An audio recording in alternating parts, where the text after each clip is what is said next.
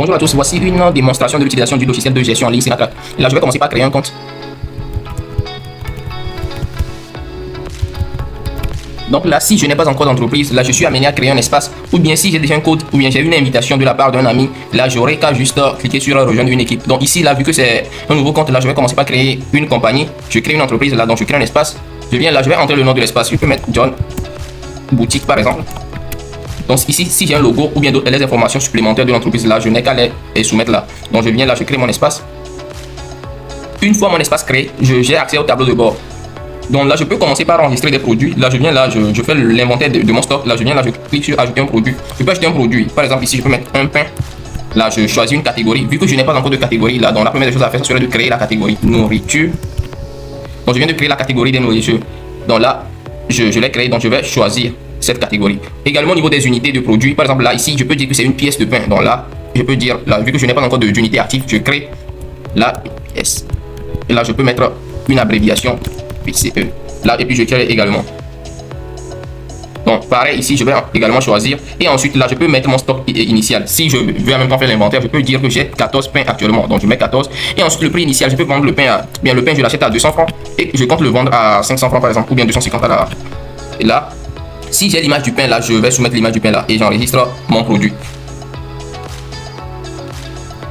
Donc une fois que c'est bon, là j'ai ma liste de produits. Maintenant je peux ajouter un service comme service de livraison ici et pas mal d'autres fonctionnalités là. Donc actuellement j'ai un produit et si jamais je veux ajuster le nombre de stocks que j'ai pour le produit là, je peux éditer. J'ai la possibilité d'éditer le nom du produit et le nombre de stocks actuel. Là je peux l'éditer là et pas mal d'autres fonctionnalités également. Au niveau de pareil pour les services. Maintenant si je veux faire entrer beaucoup de produits immédiatement, là j'aurai qu'à cliquer sur entrée sortie de stock. Là je viens là, je peux déclarer une entrée. Là si j'ai un arrivage de produits, là j'aurai qu'à déclarer des entrées de produits dans le stock.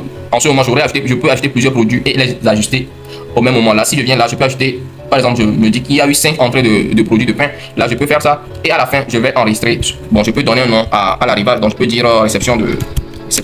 Et là si j'ai un fournisseur, je peux le mettre. Donc au cas contraire, je choisis un fournisseur général et j'enregistre. Je peux maintenant commencer la vente ou bien je donne à l'équipe de vente. Là pour faire la vente c'est très simple. Je vais juste cliquer sur une nouvelle vente ou bien je clique ça depuis les raccourcis là. Je viens là et je crée la vente. Je viens, vu qu'il n'y a pas de client, bon je laisse. Si l'article que je compte vendre, je crée. Et puis la quantité, je choisis la quantité, le prix. Bon, je peux aussi paramétrer. Le prix de vente ici est paramétrable parce qu'il y a certaines catégories de produits où l'utilisateur peut être amené à modifier le prix au moment de la vente. Donc ça serait modifiable dans les paramètres de la configuration au niveau de la configuration de l'entreprise. Là ici je vais faire la vente. Ici je peux décider de payer en totalité et si le client paye en totalité, paiement partiel ou pas. Donc je peux configurer tout ça là. Mais pour ce genre de fonctionnalités, il faudrait que j'enregistre un client pour me permettre un meilleur suivi. Là je viens là, je vais cliquer sur enregistrer. Parfait. Donc là, vu que j'ai déjà fait la vente, ici je peux cliquer sur voir la vente. Je peux voir les détails de la vente. Ou je viens là, je peux également voir la facture. Je peux voir la facture et même l'imprimer si je veux. J'ai une imprimante reliée à ma machine. Donc là, je peux également, plutôt que de faire la vente, faire un devis. Donc ici, c'est le même processus. Cette fois-ci, ça serait une facture pro forma. Donc au niveau de la vue d'ensemble du dashboard, je peux également voir les statistiques de mes produits. Là, j'ai un produit en stock, la valeur totale du stock. Et je peux voir les ventes aujourd'hui. On a effectivement fait une vente et le bénéfice total là.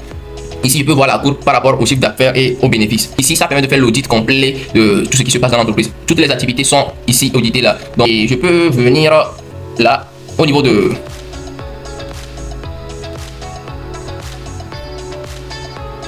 Et nous disposons aussi de la gestion du personnel. Donc ici, je peux également venir...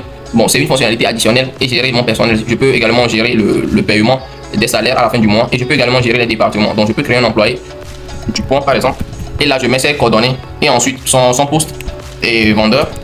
Et également un département. Si je n'ai pas encore de département, je vais essayer d'organiser mon équipe à travers la plateforme Senatrack également. Donc, je crée le département de la vente. Une fois que c'est fait, je peux enregistrer l'employé. Avant aussi la gestion des utilisateurs. Et je peux gérer, ajouter, inviter d'autres utilisateurs à rejoindre ma compagnie. Et également gérer la configuration de mon entreprise par après. Je peux ici copier cette invitation pour envoyer à quelqu'un de rejoindre.